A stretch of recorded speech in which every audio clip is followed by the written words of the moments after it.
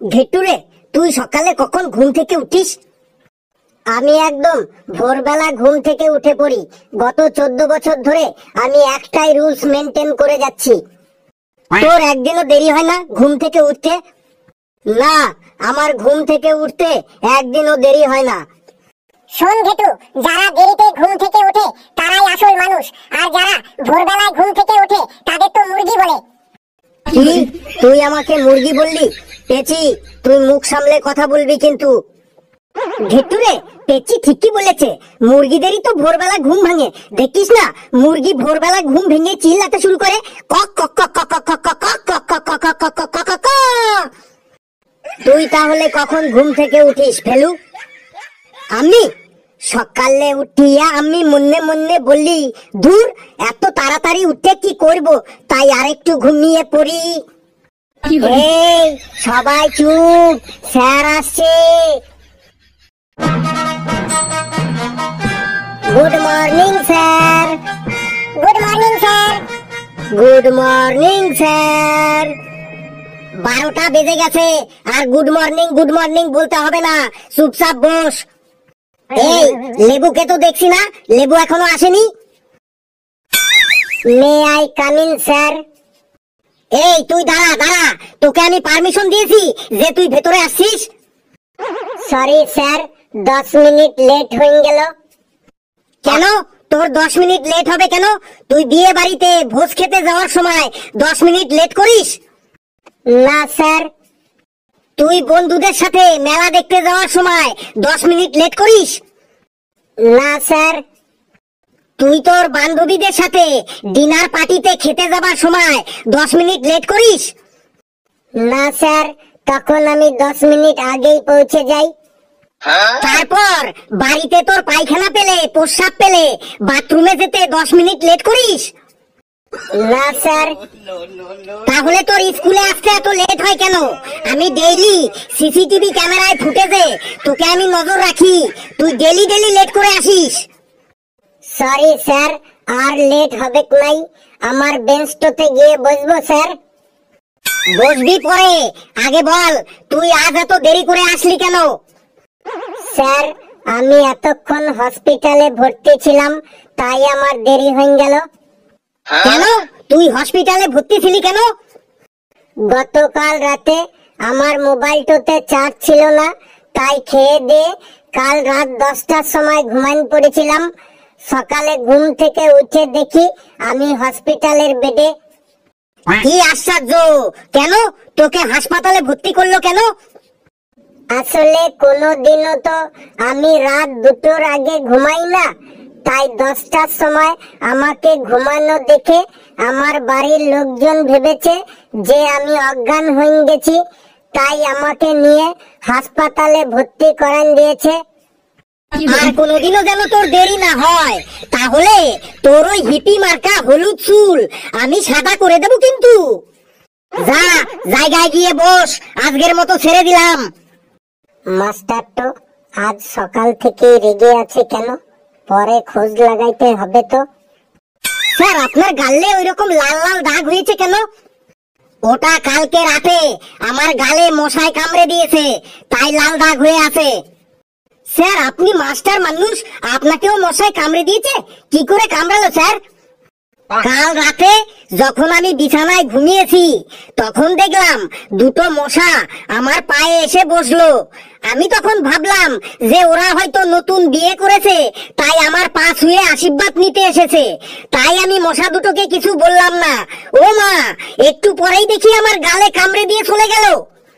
Sir, আমাকে রাতে ঘুমানোর সময় একটা মশাও আমাকে কামড়াতে পারে না। তাহলে তুই নিশ্চয়ই মশারি টানিয়ে ঘুমাস, তাই তোকে মশা কামড়াতে পারে না। না স্যার, আমি মশারিও টানাই না। তাহলে তুই কি ফর্মুলা ইউজ করিস যে তোকে মশায় কামড়ায় না?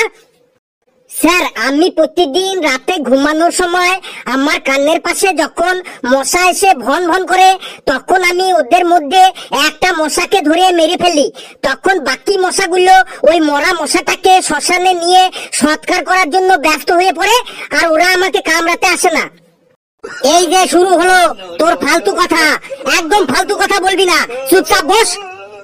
লেবু, তুই দাঁড়া, আরে মদন তুই তাড়াতাড়ি দুইয়ের নামটা বল রে, আরে মদন তুই তাড়াতাড়ি দুইয়ের নামটা বল রে, না হলে টপা টপ টপ চপ থাপ্পড় খাবি রে, না হলে টপা টপ চপ থাপ্পড় খাবি রে।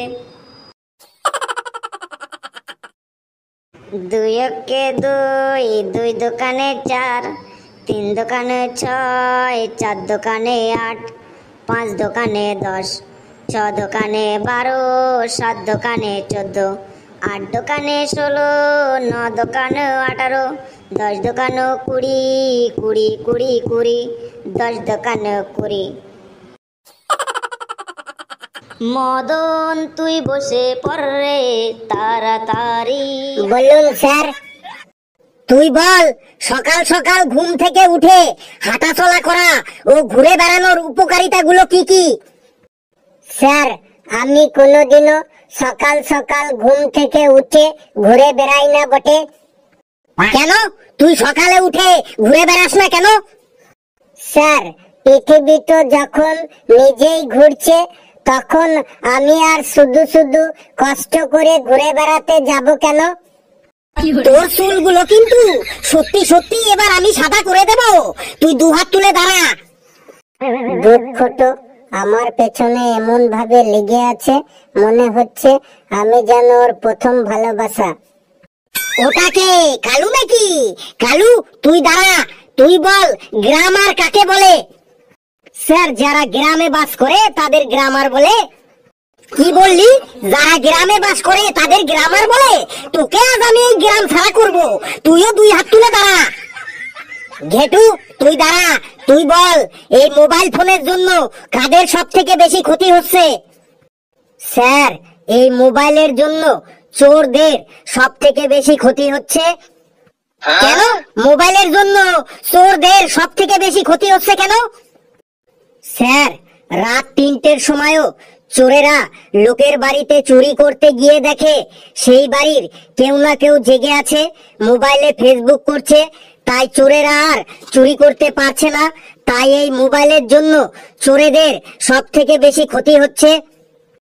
কি সাংঘাতিক অ্যান্সার রে বাবা! মেরে তোর পোকা দাঁত আমি আজ ফেলে দেবো। তুইও 2 হাত তুলে দাঁড়া। পেশি তুই দাঁড়া, তুই বল মাছ কথা বলতে পারে না কেন? স্যার, আপনি যদি জলের তলায় ডুবে থাকেন তাহলে আপনি কথা বলতে পারবেন? স্যার, মাছরা তো সবসময় জলের তলায় ডুবে থাকে, তাই কথা বলতে পারে না। বাপ রে বাপ, তোরা তো দেখছি এক একটা সব গুপি যন্ত্র। স্যার, আমার মাথাটা কেমন যেন টন টন করতে শুরু করেছে, আমি হাত দুটো নামাবো স্যার? সে তোর মাথা টন টন করুক আর যাই করুক, তুই হাত নামাতে পারবি না। Please sir. বেশ, তুই একটা বাক্য রচনা বল, তাহলে তোর আমি হাত নামাতে দেব। স্যার, কি নিয়ে বাক্য রচনা বলবো? তুই 7 দিয়ে একটা বাক্য রচনা বল। 7 দিয়ে। স্যার, 4 দিয়ে বাক্য রচনা বলছি স্যার। কিছু কিছু মেয়ে আছে, তারা একদম চাঁদের মতো, তাদের কোনো নিজস্ব আলো নেই, তারা সবাই মেকআপের আলোয় আলোকিত হয়। বাপরে বাপ, এই তুই হাত নামানো তো দূরের কথা, তুই বেঞ্চের উপর দাঁড়া, তুই বেঞ্চের উপর দাঁড়া তো। এই তোরা কেউ বাড়িতে পড়িস না কেন রে? এই কালু, তুই বাড়িতে পড়তে বসিস? হ্যাঁ স্যার, আমি ডেইলি বাড়িতে পড়তে বসি। তাহলে পড়া ধরলে উত্তর দিতে পারিস না কেন? স্যার, পড়তে বসলে শুধু উল্টো পাল্টা কথা মনে পড়ে। কি উল্টো পাল্টা কথা মনে পড়ে শুনি? স্যার, পড়তে বসলে শুধু ভাবি হাতের নখগুলো অনেক বড় হয়ে গেছে, কানের কাছে চুলকাচ্ছে কেন, পিঠে মনে হয় একটা মশা বসেছে, দিন দিন কেমন যেন মোটা হয়ে যাচ্ছি, কাল স্কুলে গিয়ে দই ফুচকা খাবো নাকি জল ফুচকা খাবো, তারপরে ভাবি নেট প্যাকটা আর কতদিন বাকি আছে, তারপর ফেসবুকটা একবার খুলে দেখি কেউ ফ্রেন্ড রিকোয়েস্ট পাঠালো কিনা, হোয়াটসঅ্যাপটা একবার খুলে দেখি যে কেউ মেসেজ করলো কিনা। এই সব করে করে আর পড়ায় মন বসে না স্যার। একটা কথা বলি, মন দিয়ে শোন, জীবনে চলার পথে অনেক অনেক বাধা আসবে, কিন্তু তার জন্য কখনো থেমে যেতে নেই। যত বাধা আসবে তত আরো জোরে জোরে চলতে হবে।